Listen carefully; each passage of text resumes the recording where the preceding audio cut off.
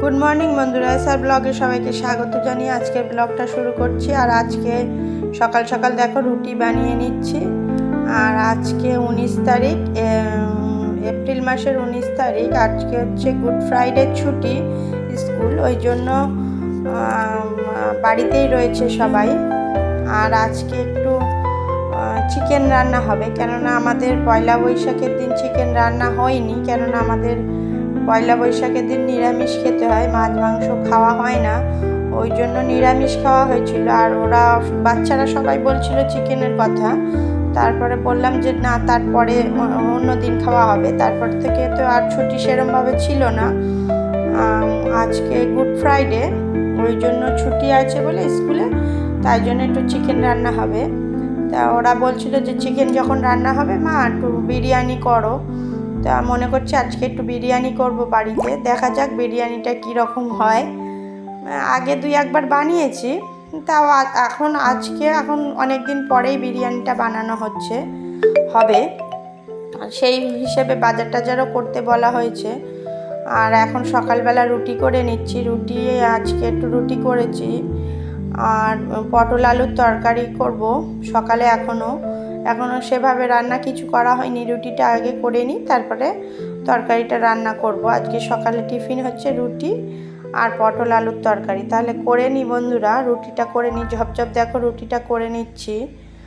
আর রুটিটা করে নিয়ে ঘরের কিছু কাজকর্ম আছে করে নেওয়ার পরে বাজার আসুক, তারপরে দেখছি যে কি রান্না বান্না হয়।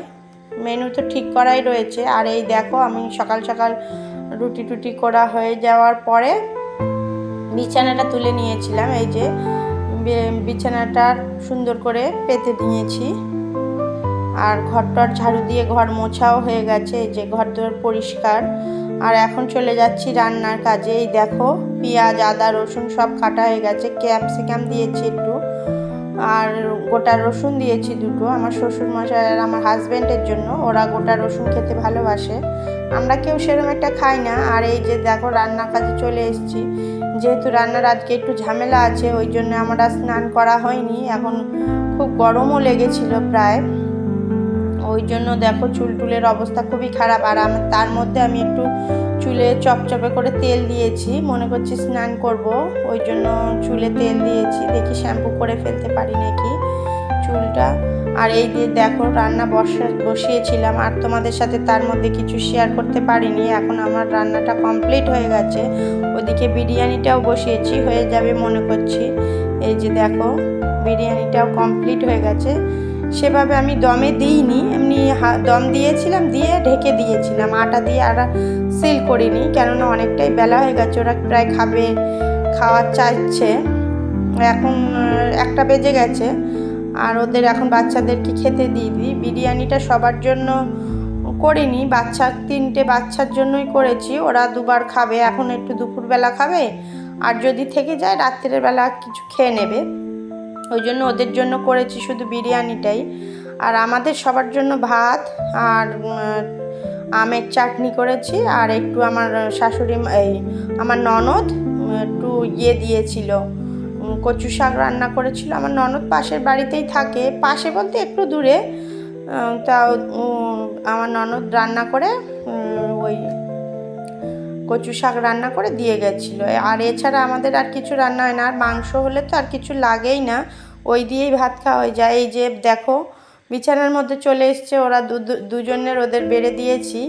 ছেলেটা এখন আসেনি, ওর মার কাছে একটু গেছে, এসেই বিরিয়ানি খাবে। আর এই যে আমার শ্বশুরমশাইয়ের জন্য ভাতটা গুছিয়ে নিয়েছি। এই যে মাংসের ঝোলটা রাত্রের জন্য আলাদা তুলে রেখে এসছি। আর এখন এই যে কচু শাক, এই সব আমার শ্বশুরমশাইয়ের জন্য। এই যে আমের টক, তোমাদেরকে তখন দেখাতে পারিনি, বলেছিলাম। এই যে খাবারটা গুছিয়ে দিয়েছি।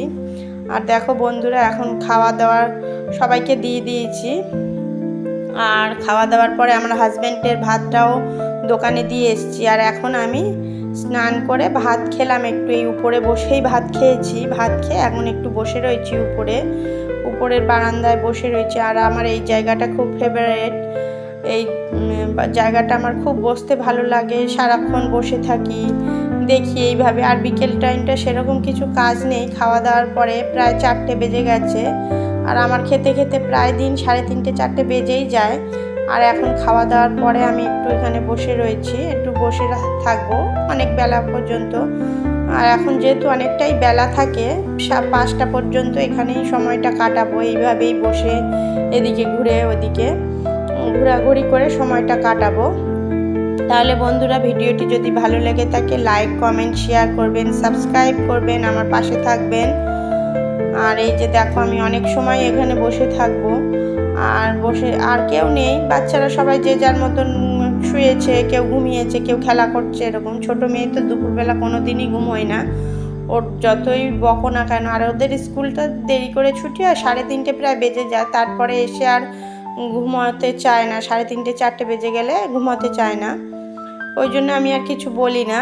আর যেহেতু আজকে ছুটির দিন আর ঘুমাতেও চাচ্ছে না, আমিও শোয়াইনি, থাক একটু ঘুরে বেড়াক।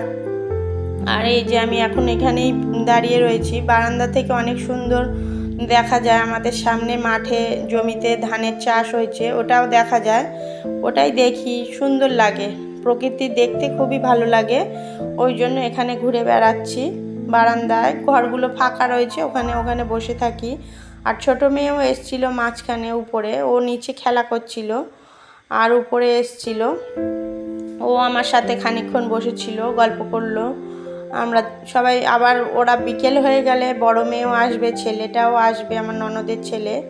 আর দেখো, গুড ইভিনিং বন্ধুরা, এখন আমি উপর থেকে এসে এখন সন্ধে দিয়ে নিচ্ছি, আর সন্ধে দেওয়ার পরে তোমাদের সাথে tata bye bye, good night.